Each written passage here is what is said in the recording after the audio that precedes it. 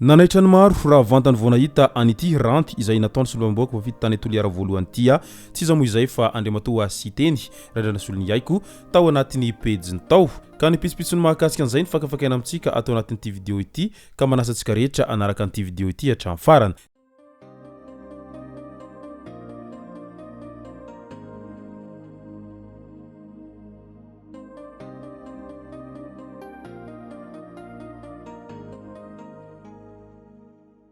Ny tonga tsy miaraba hono namantesitra ka dia faly miaraba isika rehetra mpanaraka sy tabaka an'ity chaîne ity tenako amin'ity androandroany ity araka an'izay efa natsibiko zay dia ny mahakasika ny ranty izay nataony Siteny tao amin'ny pejiny tao no tena mimpanantsika atao anatin'ity vidéo ity fa milohan'izay dia andao aloha resantsika ireto tsara ho fantatra manaraka ireto tetikasa AI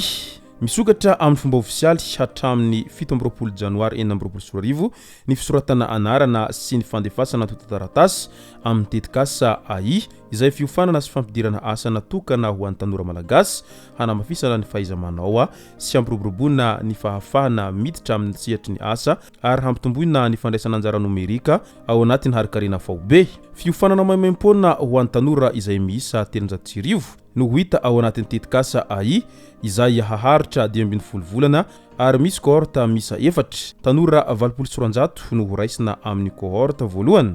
Ny volana fahatelo dia hanomboka hiditra amina orinasa ireo tanora ireo fampidirana amin'ny asa vetrany ho an'ireo tanora izay mahafeno ny fepetra izay confirmé programme mifanaraka amin'ny filantsena ankehitriny sy ho avy ho an'ny asa maharitra izany rehetra izany fepetra takina ho an'ireo tanora handray anjara manana mari-pahaizana baccalauréat farafahakeliny mahafehy teny frantsay mahafehy ny fitaovana informatika vonina sy manolo tena amin'ny fiofanana marina fa miditra miasa vetrany izy ireo anatin'ny iray amin'ireo BPO izay miara-miasa amin'ny programma asanay tafiditra amin'izany ny Telsia, Connecteo ary ny Concentrix marina fa izy ity dia vatsina gouvernemanta malagasy vola ary ny projet pôle intégré de croissance no manatanteraka azy ity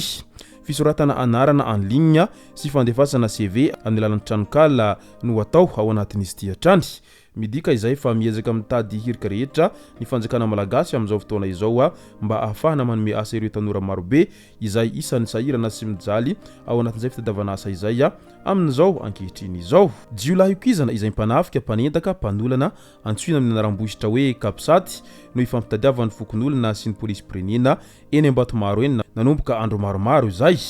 tamin'iny omaly-tolakandro iny hita tao anatin'ny bara ny tenany ka nitsoka vetrany vao tonga ny mpitandro filaminana isambotra azy nanaovana tifidantitra saingy dify tany anelakelan-trano amin'iny Ambatolampy kely izay mivoaka amin'ny rokady iny izy taorian'izay mitoy ny fanaovana hazalambo any ity tovolahy izay fantatra amin'ny anarana hoe kapsaty tia amin'izao fotoana izao midika izay fa tsy andefitra amin'ny mpanao ratsy ny mpitandro filaminana manoloana izay asa ratsy sy ny tsy fandripahalemana izay hita miely tsiro tato ato izay lehilahy iray indray no maty ny latsampotaka tany amin'ny distrikany Lalangina tamin'iny andron'ny omaly iny tokantrano iray no nipoahany varatra tao marofitra commune Mahatsinjony distrikany Lalangina ny arivan'ny omaly iny olona roa naratra vehivavy iray sy lehilahy iray tsy tana ny ain'ilay lehilahy rehefa tonga tany amin'ny hopitaly ilay vehivavy kosa efa mahatsiaro tena ka manaraka fitsaboana ao amin'ny hopitaly Mahatsinjony ao amin'izao ankehitriny izao tato ato zay dia tena hita fa nahafaty olona betsaka ity latsahan'ny varatra isaky ny mihetsika ity fotoanany fahavaratra raha teo moa ny andro ka melimelo hatrany ao anatin'izany rehetra izany andao amin'izay ho resantsika no mahakasika ny raharaha izay ranty nalefa ny andriamatoa Siteny Randrianasolo Niako tao anatin'ny pejiny tao izay niteraka resabe ao an-tavatry tsirasira sosialy ao mo amin'izao ankehitriny izao izay sarin'izy Tinoka Roberto izay voalaza fa efa mifanaraka tsara amin'izao fotoana izao ary miara-miasa sy miara-misalahy hitady vaholana rehetra ho fampandrosoana any Madagasikara sy ho fampandrosoana any Toliara izay isan'ny nahalany izy ireo sy nahavoafidy izy ireo tamin'ny fifidianana faranteo iny ka araky ny voalazany hatrany tao anatin'ny pejiny zay dia toy izao manaraka izao niverina ny fihavanana amin'ny zandrokobe totoho ho izy hatrany tsy misy zavatsoa mihoatra noho ny mpirahalahy miray